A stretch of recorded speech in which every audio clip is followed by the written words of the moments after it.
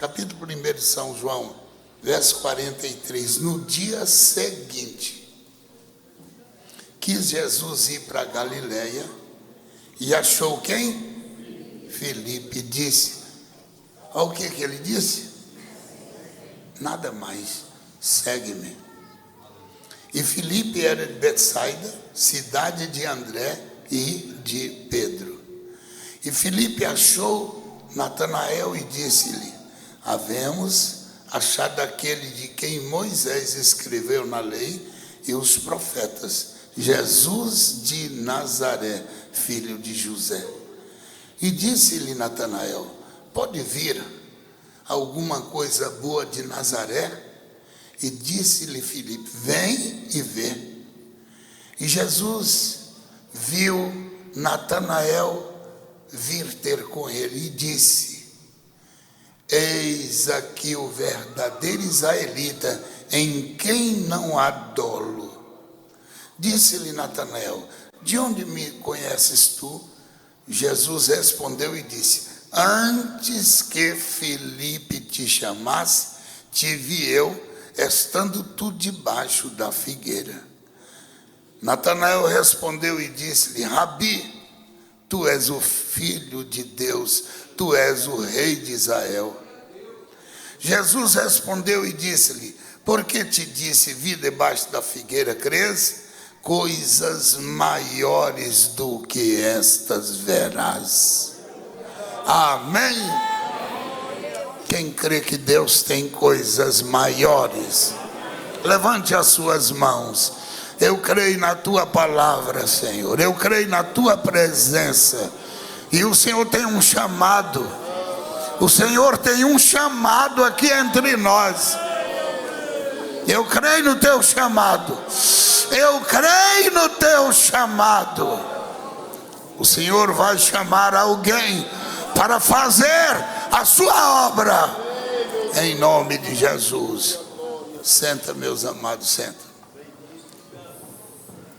Bendito o nome do Senhor. Eu vou fazer uma pergunta para ver se você tem noção disso. Quem sente de Deus, dos irmãos e das irmãs, que tem um chamado de Deus? Presta atenção. Para servir a Ele, todos nós temos um chamado. Mas a pergunta é, quem tem um chamado de Deus para fazer a obra do Senhor? Você sente alguma coisa dizendo que Deus vai fazer isto na sua vida?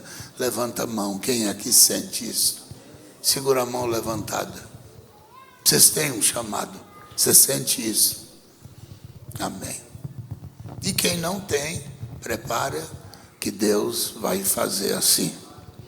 Quando Deus me chamou para a sua graça, eu saí do mundo e vim para o Evangelho, servir ao Senhor. A princípio, a minha visão era servir a Deus, ser um cristão, ir para o céu. Mas logo na sequência, eu sentia um fogo ardendo na minha vida.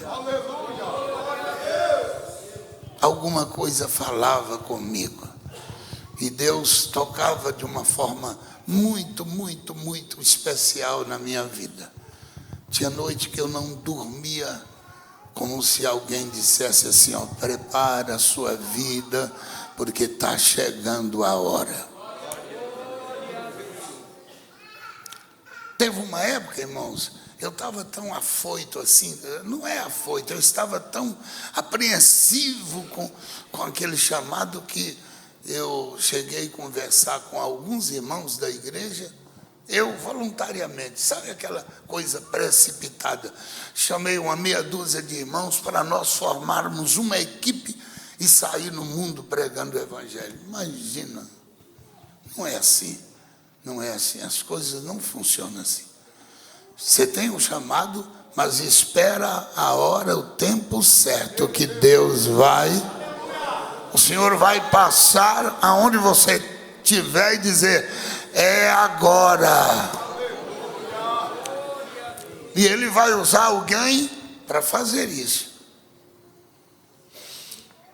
E depois eu entendi mais tarde que as coisas não eram assim. Por isso que a palavra de Deus diz: ficai em Jerusalém.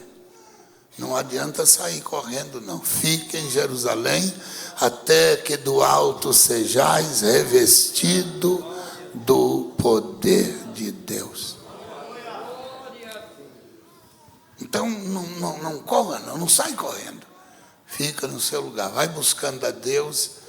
Eu ontem respondi um irmão que me perguntou, dizendo: pastor, eu era jovem, me casei, eu sou um profissional e eu tenho uma vida profissional, sou um advogado, mas eu sirvo a Deus. Eu não quero me envolver simplesmente no mundo do direito. Eu tenho um chamado de Deus. O que o senhor acha que eu tenho que fazer? Eu disse: vai devagar. O santo é de barro. Vai devagar, deixa Deus trabalhar na sua vida. Não sai correndo, não. Essa sede que você tem é de Deus. E na hora certa, o Senhor vai dizer: venha.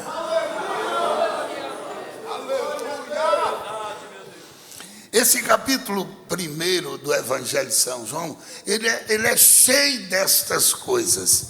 Você vai perceber que Jesus começa a manifestar. E aqui nesse texto que eu separei para os irmãos, devido ao nosso tempo não ser tão longo, eu tirei alguma coisa mais sucinta, que diz assim: Jesus ia passando, ele viu quem? Filipe. O verso 43, no dia seguinte, Jesus ia para Galileia, mas ele acabou vendo Filipe, passou aonde estava Filipe e disse assim: e aí, meu amigo, você está bom? Como é que estão as coisas? Você vai? Não tem conversa. Jesus olhou para ele e disse: me segue. Porque Jesus já conhece quem é dele. Me segue. E era um negócio tão impressionante, irmão, porque havia já profecias, já havia também o Velho Testamento que falava a respeito desse Jesus, e todo mundo havia esse sentimento de que ele manifestaria. E agora o problema é que ninguém esperava que ele viesse de Nazaré, porque Nazaré era uma podridão, até hoje é. Até hoje, Nazaré, eu já falei com alguns irmãos, o dia que eu voltar a Israel, eu não quero ir em Nazaré. Nazaré é uma podridão da idolatria até hoje. Por isso que quando Filipe disse assim: ô mano, achamos aquele de que o profeta Isaías, a lei, falava, Jesus de Nazaré. Quando falou de Jesus de Nazaré, Natanael declinou, ele ficou arrasado, disse: Jesus de Nazaré? Você espera coisa boa de Nazaré? Quem está entendendo, diga amém. Só que Jesus teve que nascer e passar por Nazaré, porque ele veio buscar e salvar o que havia perdido, e lá estava o perdido. A obra do Senhor foi completa. O versículo 44, Filipe era de Betsaida, cidade de André e de Pedro, que já estava na lista. Filipe achou Natanael e havendo achado, falou com ele: olha, aquele que os profetas e Moisés falou, Jesus de Nazaré. Ele disse: Jesus de Nazaré? Aí o verso 46, Natanael disse: pode vir alguma coisa boa de lá? E Filipe disse: você tem dúvida? Vamos ver o homem, vamos lá tirar a sua dúvida. Porque havia um sentimento de que esse Jesus manifestaria, e quem tinha chamado de Deus estava aguardando o momento. Quem tem chamado de Deus aguarda o momento que ele vai passar e te chamar. Aí quando ele disse: você tem alguma dúvida? Vamos ver o homem? Aí Natanael levantou e saiu com Filipe. E quando viram a Jesus de longe, Jesus olhou para Natanael e disse: eis aí o homem, o verdadeiro israelita, que não há dolo, não há engano. Presta atenção nisso aqui. O que Natanael falou? Natanael falou aquilo que realmente todo mundo sabia, que Nazaré era um lugar horrível, um lugar de prostituição, um lugar de mentira, um lugar de tudo que era de ruim naquela época. Então, quando Natanael falou isso, ele falou da verdade. Mas Jesus não era de Nazaré, ele estava lá para cumprir a profecia. Jesus era simplesmente o Filho de Deus. Ele foi para lá, e lá ele saiu. Quando Natanael falou isso, Jesus entendeu perfeitamente.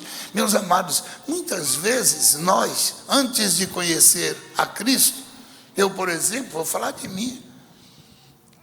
Uma das coisas que mais me chocava era quando dizia que Maria não era a mãe de Deus, porque eu nasci e cresci na igreja católica ensinando que Maria era mãe de Deus.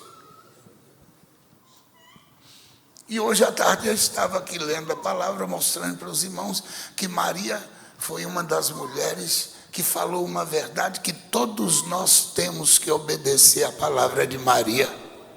Quem sabe disso, levanta a mão. Pouca gente. Nós temos que obedecer Maria.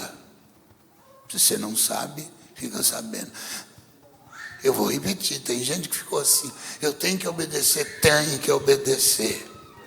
Quando Maria falou para Jesus assim: meu filho, acabou o vinho, vê se você faz alguma coisa. Ele olhou para ela e disse: mulher, não é chegado a minha hora. Que tenho eu contigo? Eu tenho alguma coisa a ver contigo? Quando chegar a minha hora, o Pai vai dizer o que eu tenho que fazer. Sabe o que Maria falou? Ele falou para os serventes. Quem é servente aí, diga amém. Quem é servidor aí, levanta a mão. Sabe o que ele falou? Maria falou para os servidores: obedecei a Ele tudo o que Ele vos mandar. Obedece. Quem está disposto a obedecer a Ele, levanta a mão. Esse é o mandamento de Maria: obedecei ao Salvador. E nesse ponto nós temos que ser obediente à palavra de Maria. Quem concorda, diga amém. Obedecer à palavra de Maria não é adorar Maria. Nós não somos adoradores de Maria, nós adoramos o Senhor Jesus. Então, veja bem, quando Natanael abriu a boca e falou isso, Jesus não ficou sentido. Como eu disse, eu fiquei sentido na época, até Deus abrir meu entendimento. E Jesus foi muito taxativo quando ele olhou o coração de Natanael, não a boca que saiu aquela palavra. Porque muitas vezes, irmão, nós não suportamos o contraditório. E esse contraditório, às vezes, são coisas da nossa formação acadêmica, da nossa formação espiritual, da nossa formação família. Aí quando você vem com a verdade e a palavra, ela nos confronta, mas você tem que aceitar isso. Se você tiver graça, Deus vai te dar graça, e essa pessoa vai entender que a palavra é maior do que as suas ideias, maior do que a sua religião, maior do que ele aprendeu. Quando Jesus olhou para Natanael e disse: está aí o homem que não há dolo. Sabe o que Jesus quis dizer? Esse homem é um homem sério, esse homem não tem engano, esse homem não é um homem enrolado, não, é um homem que não há engano no seu coração. Quando Jesus falou isso, acendeu o coração de Natanael e disse: o senhor me conhece? Porque se ele fosse um sem vergonha enrolado, Jesus não ia falar isso. Mas ele falou baseado no princípio daquilo que ele sabia. Quando a pessoa fala alguma coisa com sinceridade, dentro daquele princípio dele, nós temos que respeitar, até que a verdade venha à tona. Quem está entendendo, diga amém. Esse princípio do contraditório, você tem que receber, você tem que aceitar. Você não pode levantar contra a pessoa. Saiba comportar até que Deus te dê graça para convencer diante da palavra. Quando Jesus falou isso, conhecendo o coração de Natanael, olha que coisa linda. O senhor me conhece de onde? O senhor me conhece? Porque quando Jesus disse, esse homem não tem rolo na vida dele. No entanto, ele tinha dito assim, pode vir alguma coisa boa de Nazaré? Com razão, qualquer pessoa diria a mesma coisa. Porque de Nazaré, ele não conhecia as escrituras, ele não conhecia o propósito de Deus. Pode vir alguma coisa boa de lá? Claro que não. Mas Jesus está dizendo, eu vim para buscar e salvar o perdido. Vem alguma coisa boa de lá? E Jesus disse, esse aí é o homem sério, esse homem é sincero, esse homem não tem rolo, não há dolo, não há engano no seu coração. Ele ficou tão impressionado que ele disse, o senhor me conhece de algum lugar? Ele disse, te conheço sim. Antes do teu irmão chamar, eu vi você debaixo da figueira.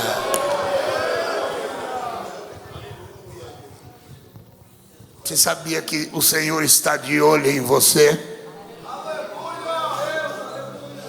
Aleluia. Você sabia que Deus está de olho em você? Prepara que o Senhor te conhece pelo nome. Ele vai te chamar pelo nome.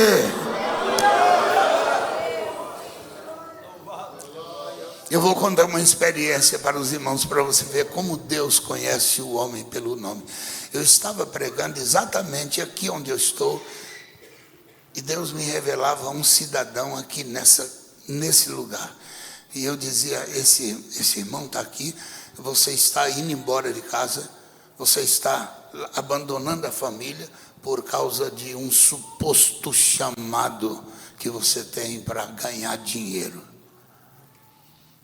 E quando ele ouviu isso, ele escorregou e escondeu lá atrás, de trás dos irmãos.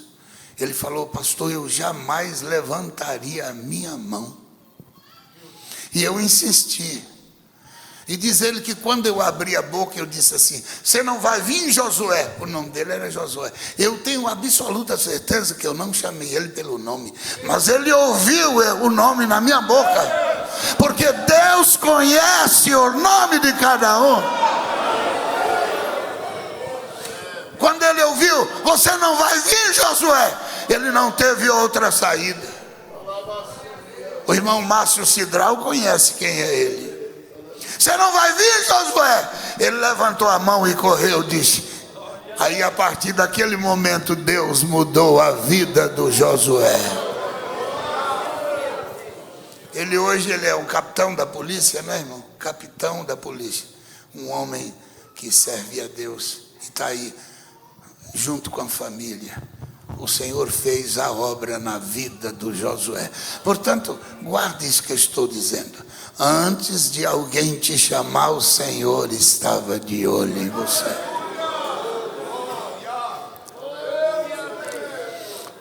Às vezes a gente tem alguma coisa errada, é natural. Você tem algum desvio de comportamento, é natural. Você pensa errado fora as escrituras, e Jesus está dizendo, eu te conheço, apesar de tudo, você tem um coração que me ama, você tem um coração que me serve. Aleluia, eu sinto Deus chamando alguém.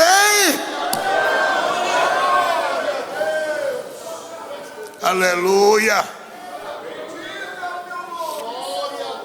Deixa eu só concluir. Eu antes de vir para o Evangelho, eu sentia Deus me chamando em casa. Eu era rapazinho, 16, 17 anos, E um dia eu estava chorando em casa, chorando, literalmente chorando. Aí você pergunta, por que estava chorando? A falta de alguém na minha vida. Eu sentia que tinha algo, não era paixão da carne. Eu sentia que faltava alguma coisa na minha vida. Eu sentia que Deus tinha algo a fazer. E eu chorava, sentindo a presença dele ali. Aleluia! Ele tem um chamado na sua vida. Quando ele falou isso para Natanael, Natanael abriu o coração, disse: Rabi, agora eu entendo que o Senhor é o Filho de Deus. Ele disse: porque eu falei isso, você creu? Então você vai ver coisas maiores aqui hoje. Você crê que Deus está te chamando? Quem é que crê? Quem é que crê que Deus está te chamando? Levanta a mão. Você crê? Então hoje você vai ver o céu aberto e o Senhor fazendo a obra na sua vida. Quando Deus tem um chamado na nossa vida, meus amados, não depende de nada, é unicamente a vontade do Senhor. Capítulo 5 de São Lucas, abra a sua Bíblia, no versículo 10.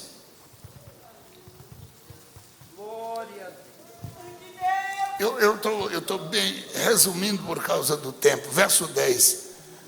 E de igual modo, também Tiago e João, filho de Zebedeu, que eram companheiros de Pedro, disse Jesus a Simão: não temas, de agora em diante serás pescador de homem. E levando os barcos para a terra, deixaram tudo e chegou a hora, meu irmão. Ele passou e ele olhou e disse: venha, que vocês têm um chamado. Vocês têm um chamado. E só para encerrar, São Mateus no capítulo 9, olha que palavra gostosa desse capítulo 9, versículo 9. Jesus passa na alfândega, estava lá o Mateus. E Jesus, passando diante dali, viu assentado na alfândega um homem chamado Mateus e disse para ele o quê? Segue-me. E ele fez o quê? Levantando-se ele estava onde quando Jesus viu ele? Fazendo o quê? Cobrando imposto. Jesus olhou para ele e falou o quê? Segue-me. E o que é que ele fez? Largou tudo e disse: eu não fico mais aqui, porque tem alguém me chamando.